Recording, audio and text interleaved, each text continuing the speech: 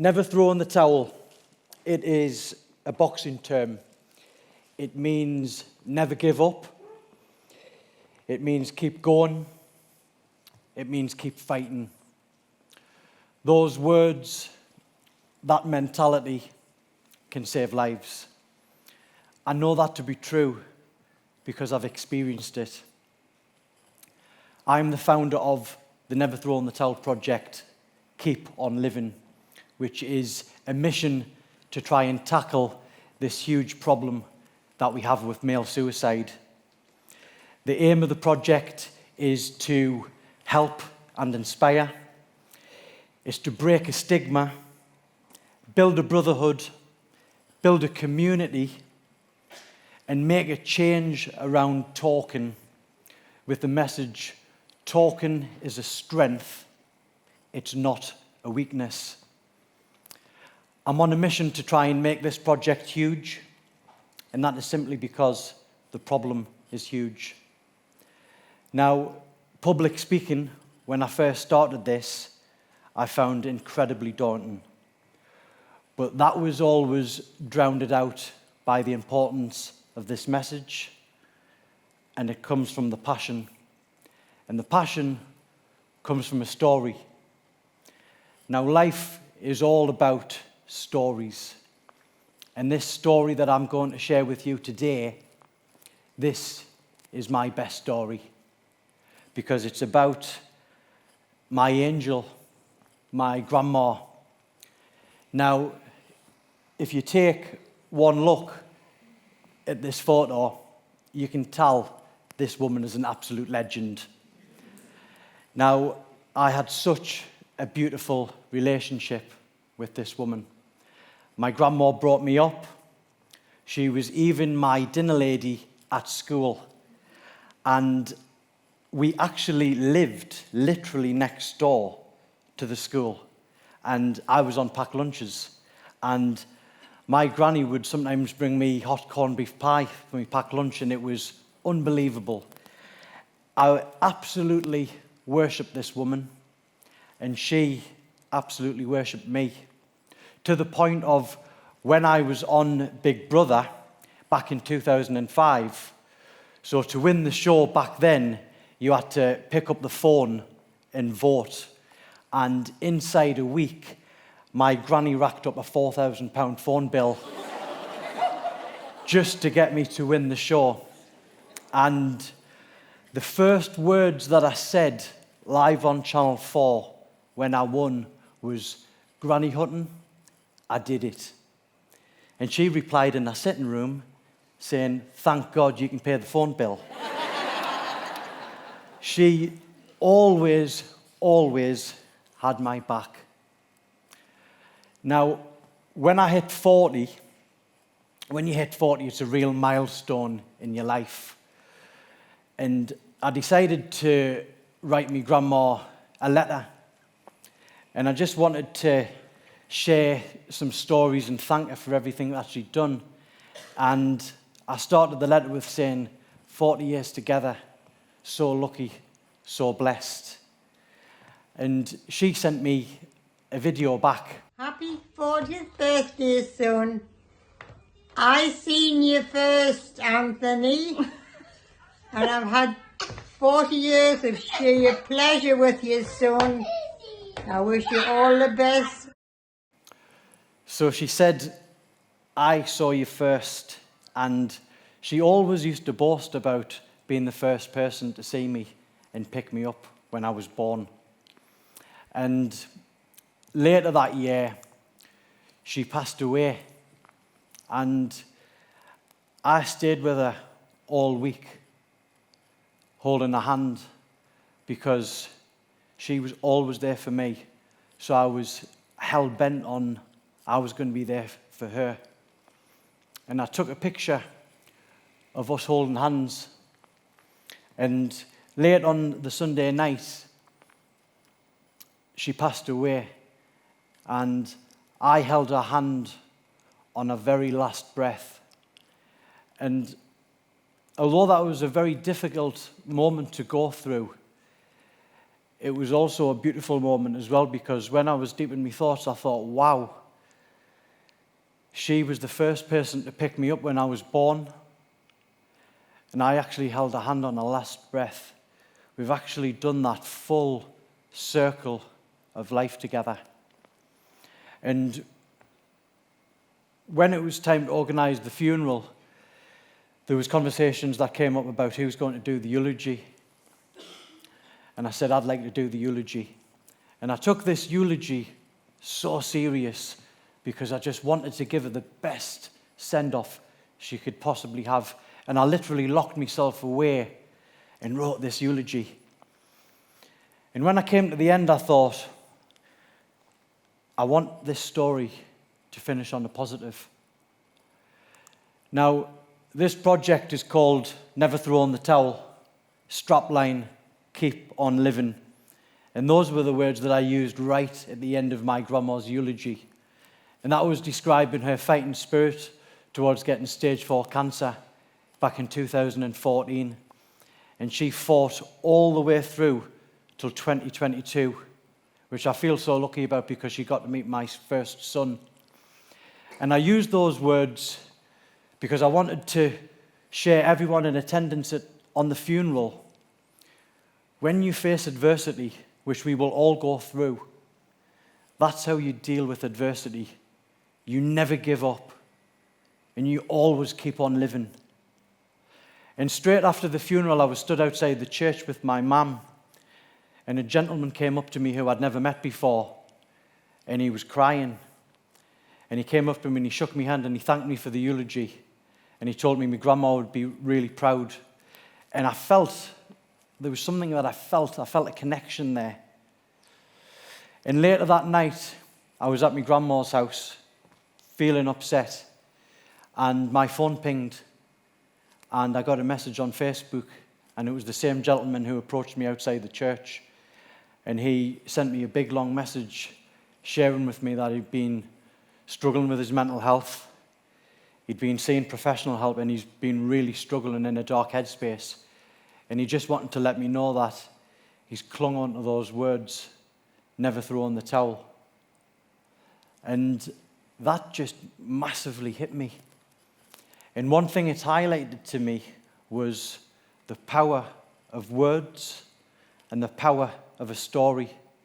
Because that day I actually unknowingly helped a man that day with some words in the story. I just simply wanted to give me grandma the best ever send-off she possibly could have. But actually, in turn, there was someone who clung on to those words, never throw in the towel. And that actually lit a fire, because I thought, what if I continue doing this talk? And then what if there's someone else who can cling on to those words, never throw in the towel? And I thought, I have to start talking about this topic. So then I actively started trying to speak at an event. And when I got my first opportunity of speaking at the event, the woman, Holly, the organizer, she called me. She said, right, I'm going to book you as a speaker. What would you like the talk to be called? I said, the talk's going to be called Never Throw in the Towel. And I couldn't believe the impact that talk had that day. I had 2 men come up to me straight away and give me a hug. And I had so many messages afterwards, people messaging me about it. So then I thought, I have to keep this going. And this was so timely, because this was in September, and then November approached, the month of men's mental health. So I thought, I'm going to do the Never Throw in the Towel project. And it consisted of 2 things. The first thing was free haircuts. So I am a barber, and I absolutely love being a barber, because I found something that I'm really good at, which is cutting hair and talking shit. Excuse my French, but I talk so much shit on a daily basis to men. Sometimes I've told the same story 15 times. But amongst all the shit talking, actually, there's some real deep conversations happen in that chair. And the one-to-one conversation that you have in this chair and the relationship that you build over time is a very unique friendship. And for me, this barber chair is one of the best places for a man to open up and talk. So I decided to do free haircuts on a Tuesday in November. I done a post. Barber chair is one of the best places to talk. If anyone needs to come and have a chat, free haircut, and let's talk.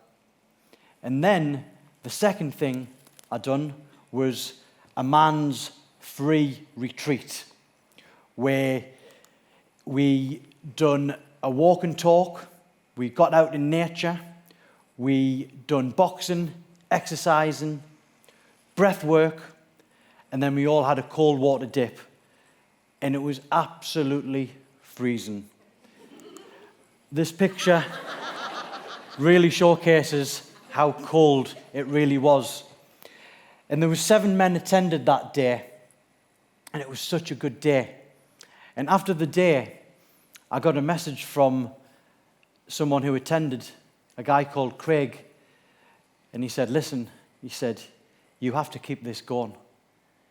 He says, today was absolutely unbelievable. And there were some men today that actually really needed it.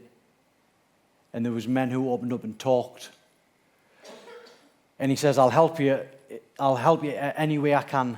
So I said, right, okay, let's do another one. No!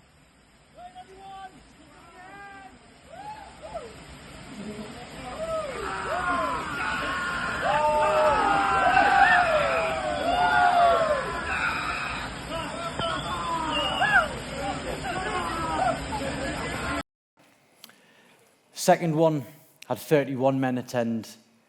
The camaraderie, the brotherhood that we created was absolutely unbelievable. Tyne-Tees News, ITV, seen this video, and they said, can we come to the next one? So we've done another one.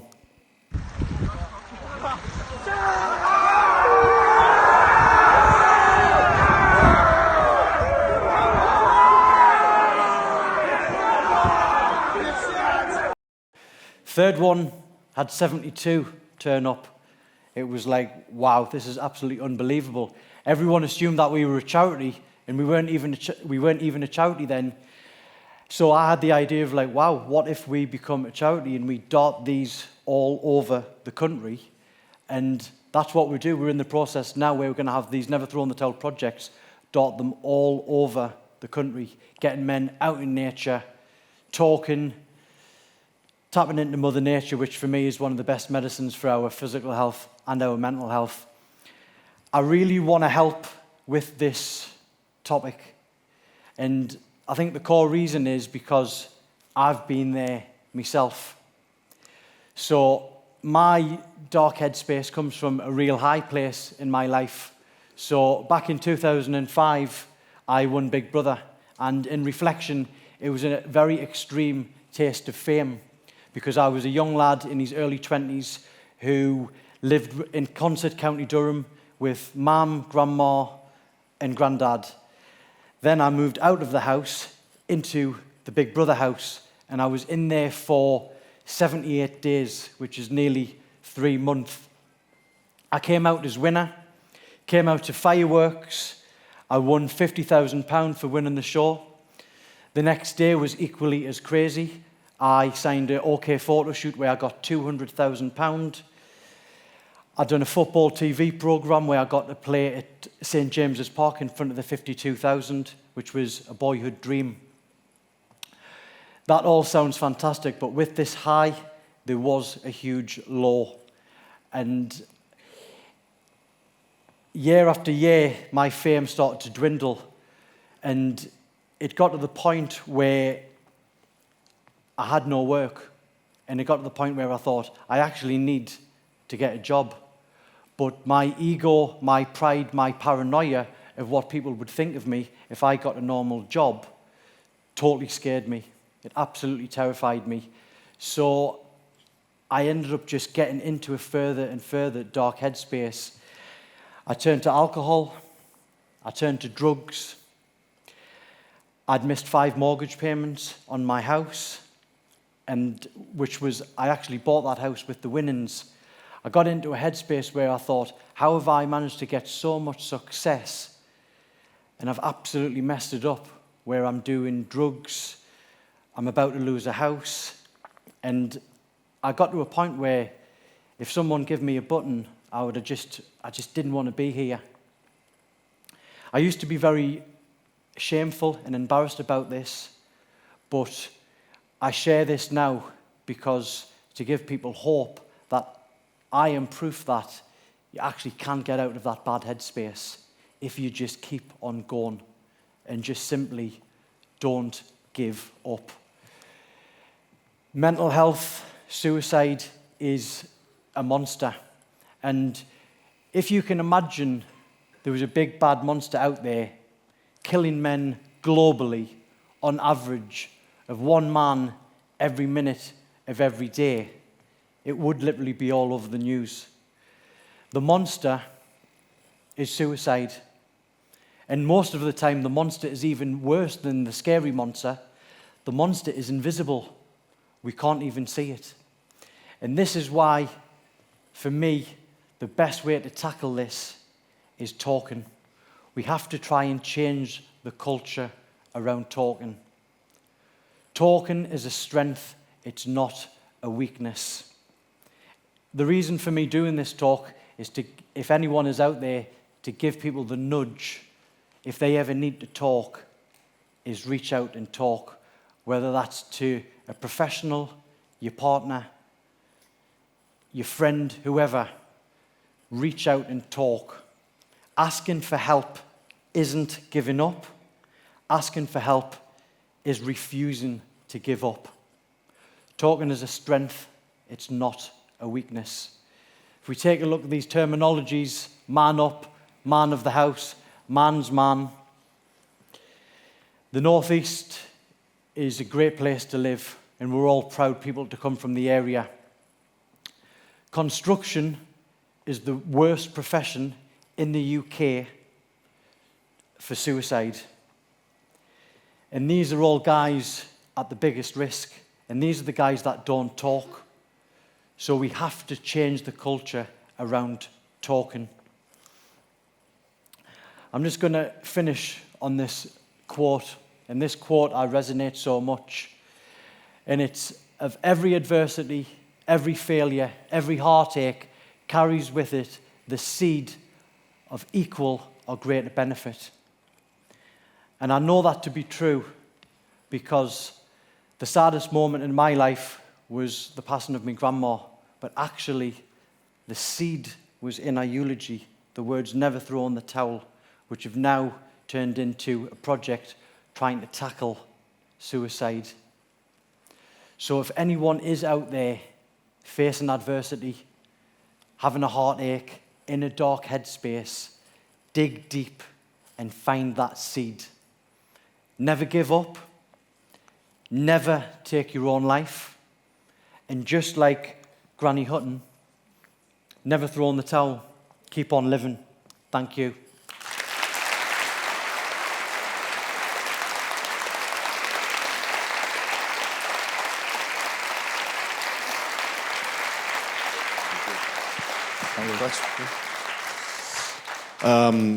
Thank you for that talk. Really interesting and really interesting to hear about your experience. I mean, obviously you've been down this road, and my guess is the vast majority of us know someone either directly or indirectly that has been down that road, and in some cases not made it back, so to speak. Now that you have been working with a lot of people about this issue, and obviously, forming a charity and seeing some really great results there, what do you think is driving it now? Why is it worse now than ever before? You know what? I think there's a number of things. I think social media has given us a huge shop window of comparison. I think people, especially the youth, they don't go outside. I'm an 80s, 90s boy. I used to be playing football, playing blocky. You know, we didn't know it at the time, but we were actually keeping on top of our mental health. Yeah. We've had COVID, people are working from home. Yeah. There's a number of factors. Cool. And then, so for you, fundamentally, is your balm, it's not balm, but I mean, you at least a partial solution is just doing more regular outdoor stuff with guys. And why about, in particularly, you know, you talked about breath work, and obviously the cold plunge is obviously a kind of signature piece, I guess, to Yeah. that. I mean, where did that come from as a technique? So I discovered cold water. I went on a cold water retreat myself. Right. And the guy who took it said the cold water saved his life. Yeah. And then when I'd done it, I couldn't believe how I felt. And so that I just became, I loved doing the cold water. Right. And I'd geared the retreats pretty much around all the things that I like, but all of those things are great for your mental health. And previous to that, was the idea of plunging yourself into cold water something that you just thought I would never do that? Yeah, absolutely. Yeah, interesting. Yeah, but Yeah. honestly, people think the cold water, they're like, oh, no way. You know, do research on cold water. If you stay in cold water for around about 2 to 3 minutes, you get a huge dopamine hit.